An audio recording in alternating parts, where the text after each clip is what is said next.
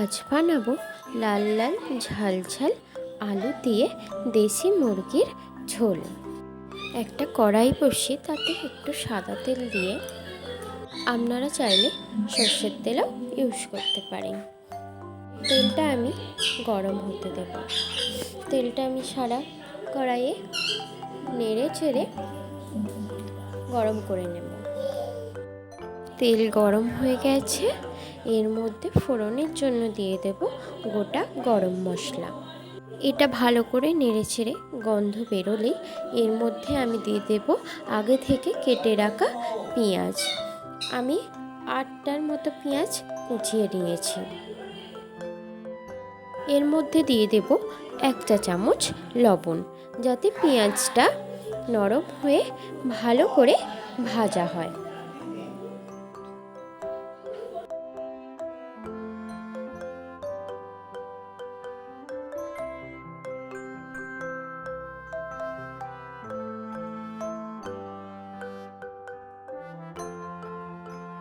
দেখতেই পাচ্ছেন ব্রাউন হয়ে ভাজা হয়ে গেছে।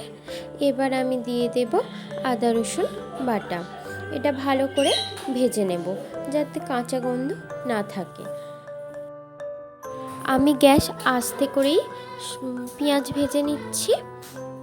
এটা ততক্ষণ ভাজা হতে থাক, আমি একটা মশলা রেডি করে নিই। একটা বাটিতে জল নিয়ে তাতে দিয়ে দিচ্ছি হলুদ গুঁড়ো, লঙ্কা গুঁড়ো, কাশ্মীরি লঙ্কার গুঁড়ো, জিরে গুঁড়ো, ধনে গুঁড়ো আর গরম মশলার গুঁড়ো। এটা ভালো করে মিশিয়ে নেব।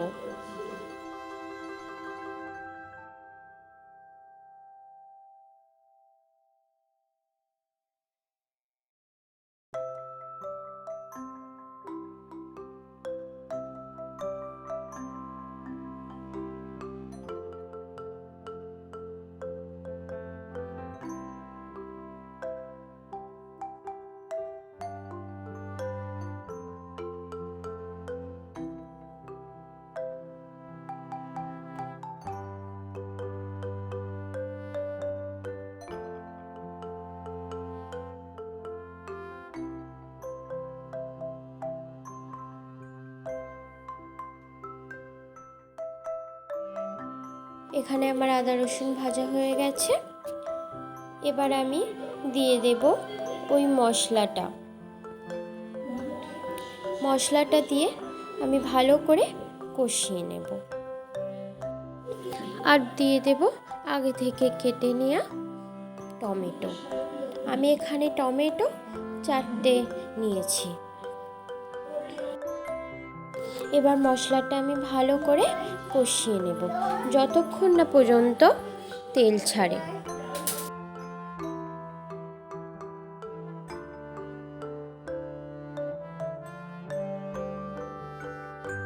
দেখতেই পাচ্ছেন ভালো করে মশলা কষানো হয়ে গেছে, মশলা থেকে তেল ছাড়তে শুরু করেছে।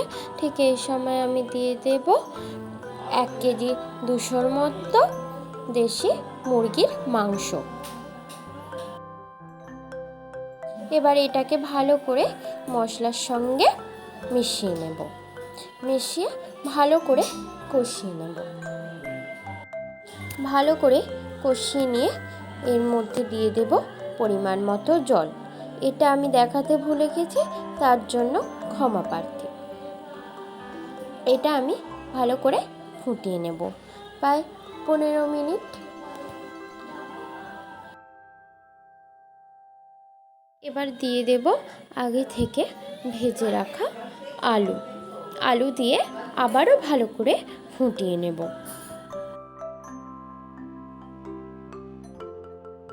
ঝোল নামাবার আগে আমি দিয়ে দেবো 1 চা চামচ মতো গরম মশলার গুঁড়ো। একটুখানি ফুটেই আমি গ্যাস অফ করে দেব।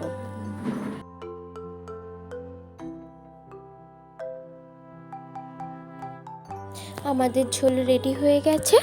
এবার গরম গরম ভাতের সঙ্গে পরিবেশন করুন আর খেয়ে বলুন, বাহ কি স্বাদ।